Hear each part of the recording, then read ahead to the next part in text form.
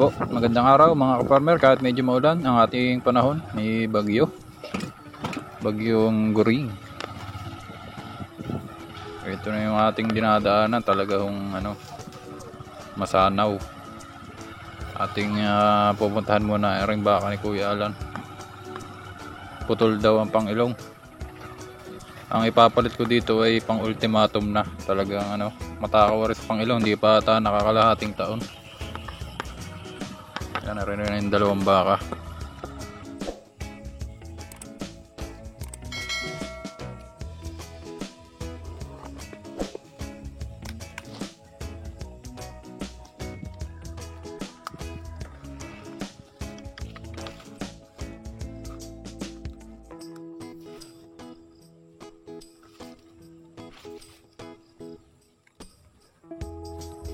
Malamok dito.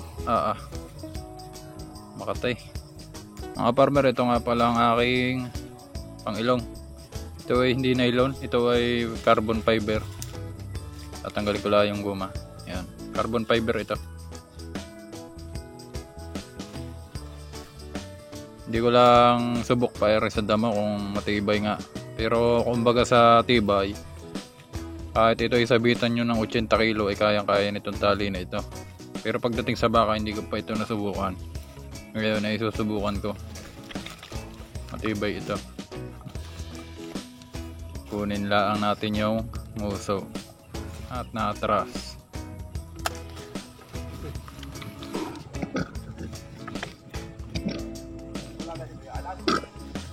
Ewan ko lang, hindi ka na pinuntahan eh.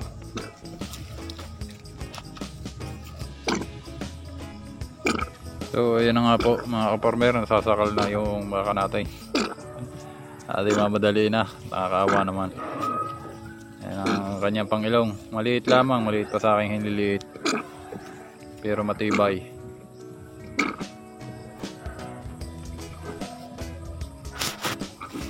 Yeah. Yung lubid na gamit ko ay yung paring luma. Puputulin ko lang yung dulo dahil pangit ng itsura. Simulmul na.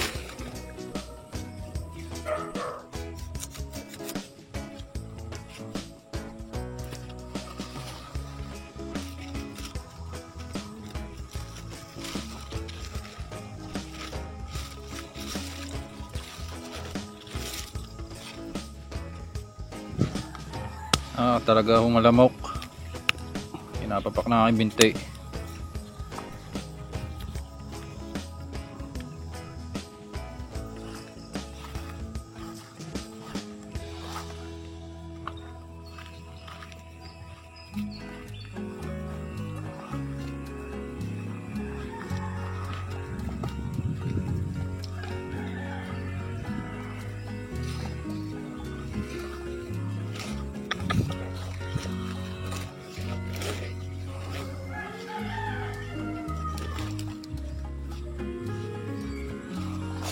Yan, sa dalawang bakang ito nga pala mga ka-farmer, nagagastos na namin dito ay nasa 3,800 na. Kaya ang gagawin namin pag ito ay naubos, pag naubos na yung aming page, dahil lahingi para si Kuya Alan ng cattle page, ay ibebenta na namin ito. Hindi na namin paabuti ng December, dahil baka lumaki yung aming puhunan sa page, ay wala nang tutubuin pagka gano'n. Hindi na rin naman masama ang katawan. Aray, gutom pa, gawa ng magang-maga. Ayan, gutom pa ho yan, kaya medyo lubog lang yung bubusugan. Pero pagdating ng tanghali at hapon ay lulubo na uli yan. Yan ating pinalitan ng pangilong. Pupuntahan ko lang si Kuya Alan. Namibili sa ano yung bahay diyan ng mataas? Pinituno. Yeah. Ayos na. Ano ba na? Salta ko na. Nag-rep? Oo. Eh yung lubid na kuha mo doon. Nakasabay yun eh. Ay, yung lubid na nakatali, yun din ang ginamit ko. Eh pwede naman yun. Hindi naman kailangan mahaba. Dugtong mo na lang. Ay, pinaraw. Ano lang? Ito ilaw. Kapag ba na? Ha? Kapag ba na? Ayun na, pinalitan lang ito. Kukuha mo ko ng fish na kalahati. Ano itong kalahati? Yung sa ano, kasi sa casting. Eh, binti na lang sa akin ng tatay mo, paliyat. Eh, hinahaluan ko yun eh. Dates. Ha? Dates? Oo. Sabi sa akin ni Palyat daw. Eh, paliyat ang dinala ko yun lang. Yung kailangan may fish na. Yung magkahalo yun eh. Sa ngayon dun eh. At kalati sa ako lang. At kalati sa ako lang. Ang bilis ako pag ano. Kung mayroon ang bilis. Ubusan na tayo sa timba. Ay dalawa yun. Laki dalawang timba yun eh. Kapo pa kita hinihintay. Ako hindi pupunta na ulan. Mga panahon eh. May tawa ko diyan. Di umaga, ulahin ko na. Hindi ko pa inuulay siya. Hila-hila ko si Talo. Bakit lang wala? Yung baka, hindi ako po. Tanggal na pala sa ilong. Buti hindi tumakbo ng malayo. Buti sinilo hindi. Basta magkasama yung dalawa, hindi nalayo yun. Di ba ako, sinilo ko. Madali. Nagkapon na naman di uminom yan eh. Ulan. Abot ang balinghoy. Para doon sa kapatid ko. Kanino ka balingoy yan? Ha? Kanino balingoy? Kaya doon yan eh. Ay, ba't nandi yan? Yan eh, kay Tambayn, nalute. Kanino Sa anak. ano? Lalo mo naman sa Tambayn. Ay, salamat. So ayan mga kaparmer, dadaling ko lamang ring page doon sa bahay ni Kuya. Kalating sako din ito, cattle page. Kuha ko ay 520. So umabot na ang gastos namin sa 3,800. Konti na lang, 4,000 na.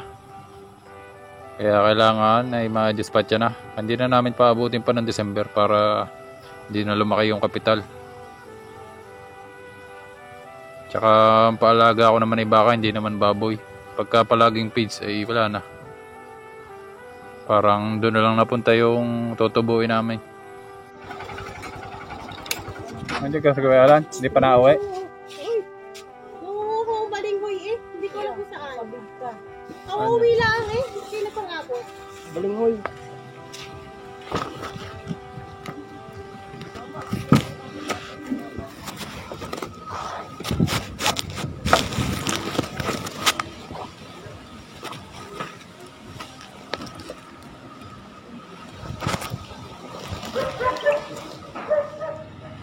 Yan, bago nga pala ako umuwi mga kaparmer ay may pakikita ko sa inyo na mga puno ng niyog dito sa amin.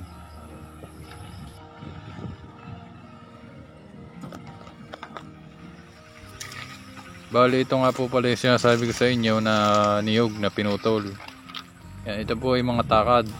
Magaganda pa itong mamunga dahil ito yung mga bata pa.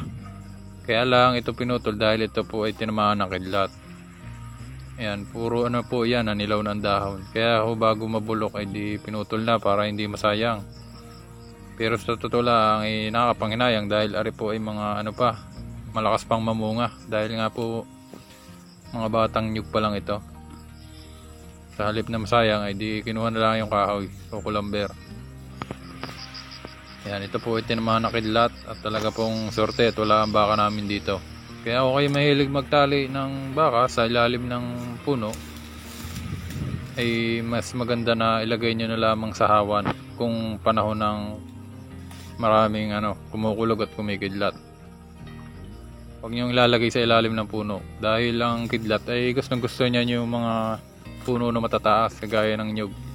Dahil ang kidlat ay kuryente, gusto ng kuryente papunta lagi sa lupa, bababa lagi yan sa lupa. Kaya tumutuloy yan sa mga puno. At kung nagkataon na nandito ang aming baka, ay di yari na, lechon. So ayan, sayang, 7 niyog yan, isang bagsak lang yung nakidlat. Ganun katindi ang kidlat. Itong aming lugar ay medyo tamain din to ng kidlat. Gawa ng maraming ang niyog. Ayan, mga kastanera, kinuha na ho namin yung kastanera din sa amin. Ay plano kong gawing bahay ng kambing, kahit tagpi-tagpi, kahit pangit. Yan. So ari paalala ko lang sa inyo kaparmer, huwag kayong magtatali o maglalagay o magsisilong ng baka o kahit anong hayop, kahit kalabaw sa ilalim ng puno dahil napakadelikado, lalo na ngayon August, September, panahon na yan ng kulog at kidlat. Talagang isang bagsak lang ang ating baka ay may kalalagyan. So yun lang naman kaparmer, yan ipaalala ko lamang sa inyo. Lagi nyong iingatan ang inyong mga alagang hayop. Siyempre mag-iingat din kayo. Happy farming po sa ating lahat. Ingat po at God bless sa ating.